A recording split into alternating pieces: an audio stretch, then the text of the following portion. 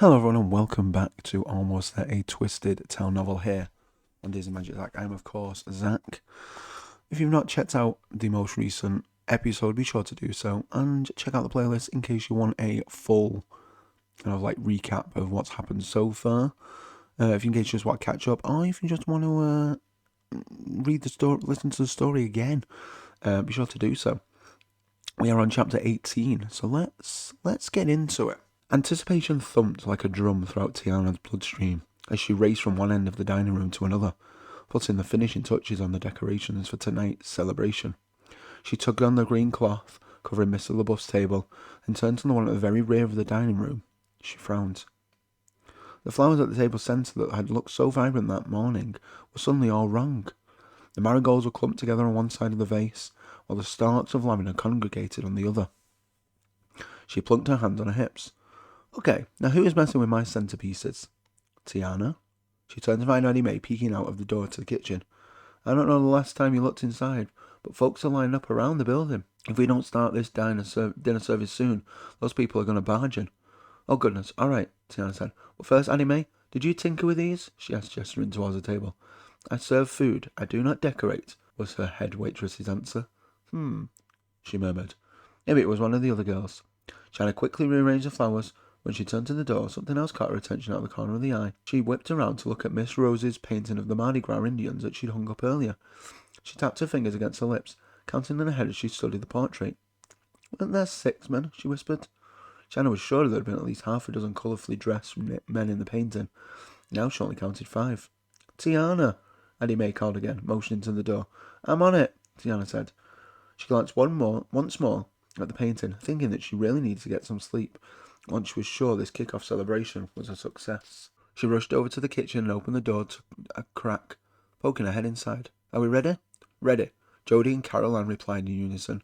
Ready as we'll ever be, baby girl. Tiana smiled at her daddy, who wore one of the new aprons her mother had surprised them both with earlier that day.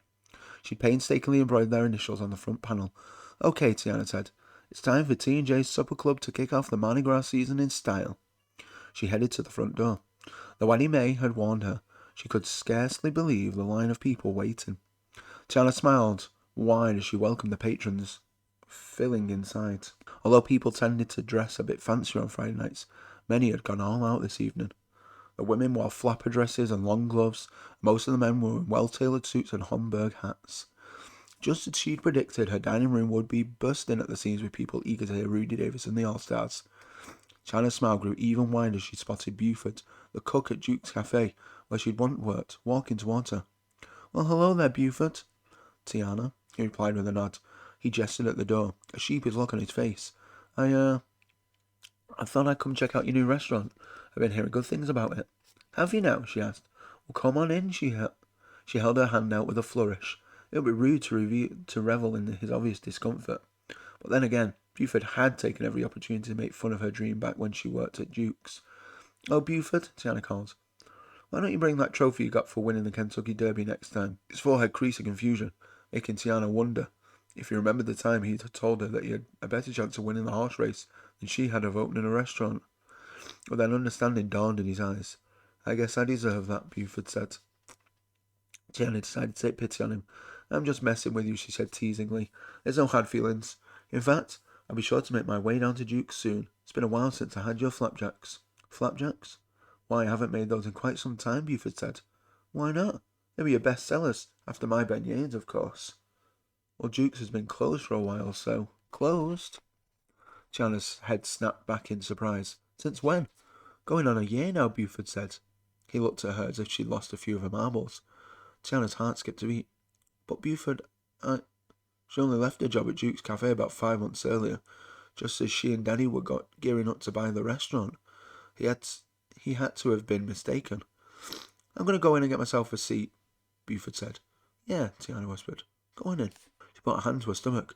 She thought about her conversation with Miss Marjorie at the streetcar stop yesterday, and with the butcher, Mr. Phillips, and Mr. Smith at the fabric shop.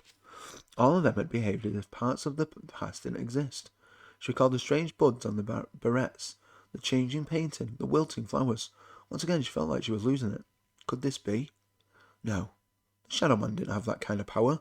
He didn't have access to her positions, let alone the memories of random people. But they weren't just random people. A little voice in Tiana's head countered. They were all people she had a connection to, albeit loosely, in one way or another. Hadn't he warned that he would bring harm to folks she knew? What if this was the start of it? What if her loved ones, the friends and family she was closest to, were next? It's all one big coincidence, Tiana murmured.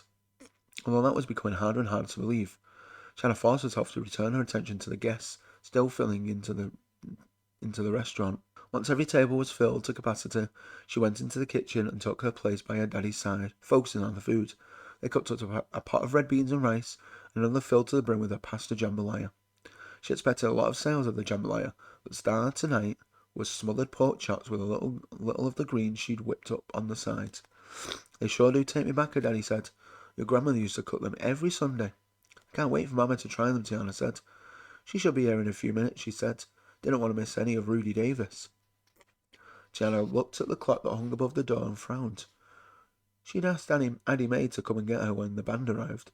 Should have been here by now. Speaking of Rudy Davis, she said as she untied her apron, let me see if he's here and the band needs help setting up.